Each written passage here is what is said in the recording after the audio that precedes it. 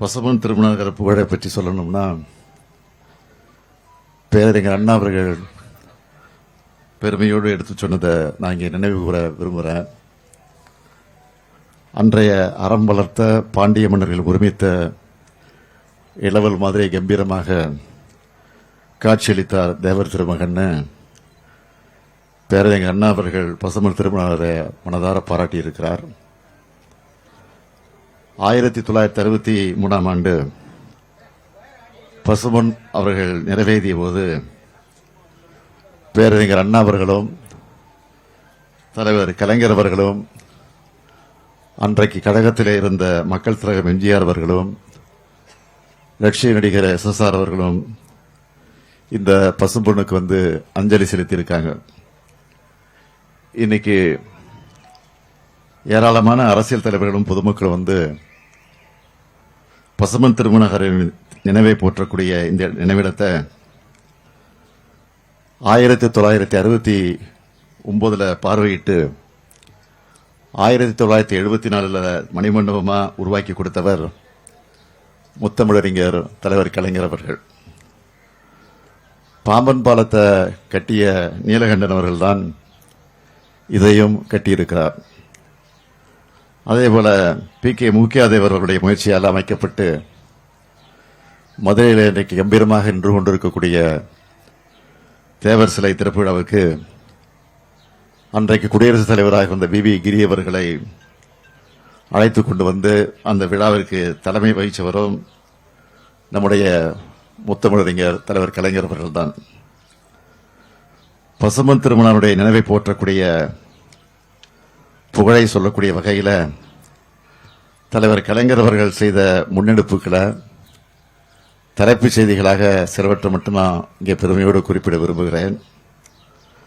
மதுரை ஆண்டாள்புரம் பாலத்துக்கு முத்துராமலிங்க தேவர் பாலம் என்று பெயர் சூட்டினார். காரைக்குடி அழகப்பா பல்கலைக்கழக அந்த பல்கலைக்கழகத்திற்கு தேவர் பெயரால் 25 லட்சம் மதிப்பிலான அறக்கட்டளையை உருவாக்கினார். 2007ஆம் ஆண்டு பசுமன் திருமணாருடைய நூற்றாண்டு விழாவை மாபெரும் அரசு விழாவாக கொண்டாடினார்.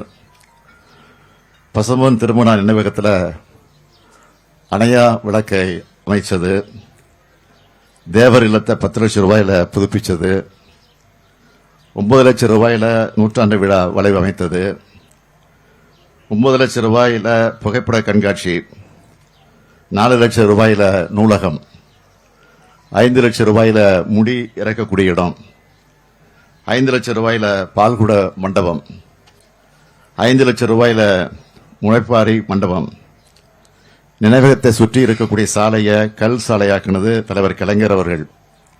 இப்படி நிறைய செய்து பெருமைப்படுத்தி இருக்கிறார்.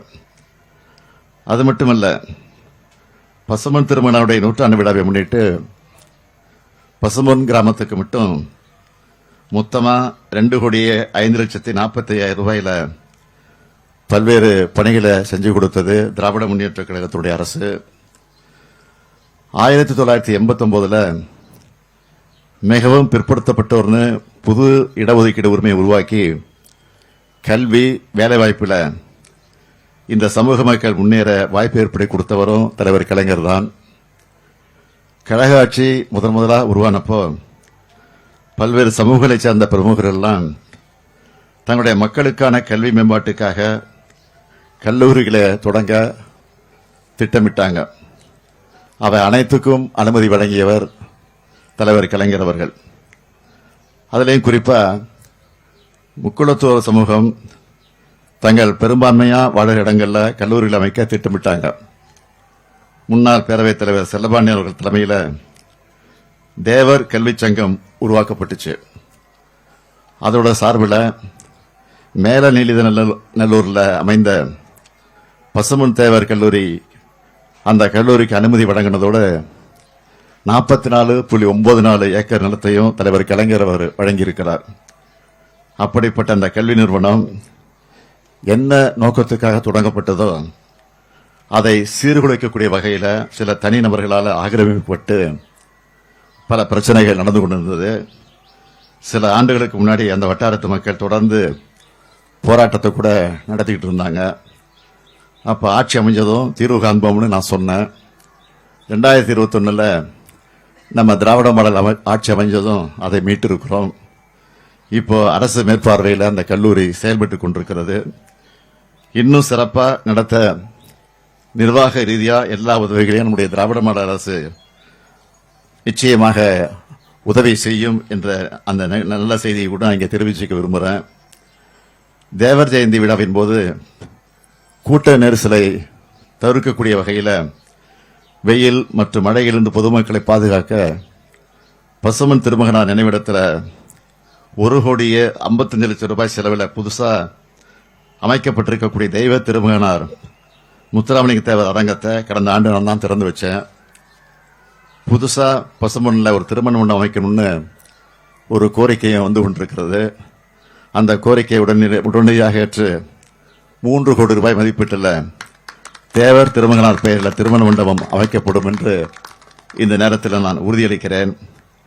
பசுமன் திருமணரை பற்றி தலைவர் கலைஞர் அவர்கள் குறிப்பிடும்போது வீரராக பிறந்தார், வீரராக வாழ்ந்தார், வீரராக மறைந்தார், ஏன் மறைவுக்கு பிறகும் வீரராக போற்றப்படுகிறார்னு சொல்லுவார். அத்தகைய பசும்பொன்னரை போற்றுவோம், வணங்குவோம். நன்றி, வணக்கம்.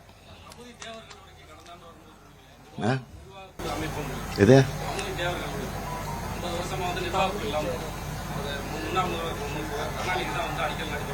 ஆமா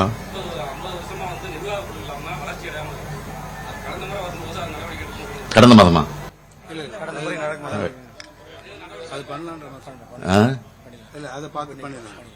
அது வந்து நடவடிக்கைகள் இருக்கு. விரைவில் முடிப்பதற்கான முயற்சியில் ஈடுபடுவோம்.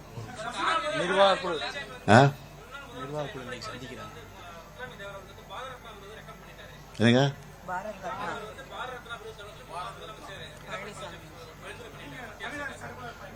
அதை நாங்கள் வழிமுறை காத்துக்கிட்டு இருக்கோம். அது ஒன்றும் பிரச்சனை இல்லை.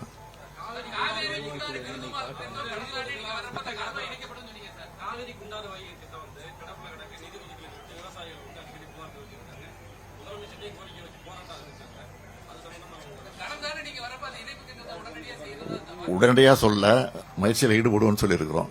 இப்போ சொல்ற முயற்சியில் ஈடுபட்டு இருக்கோம். விரைவில் முயற்சியில் ஈடுபடும். சரி,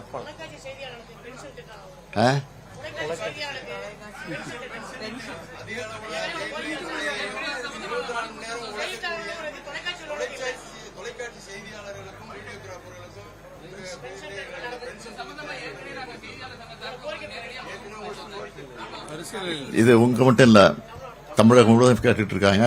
பரிசீலனை இருந்துட்டு இருக்கு. பார்ப்போம்.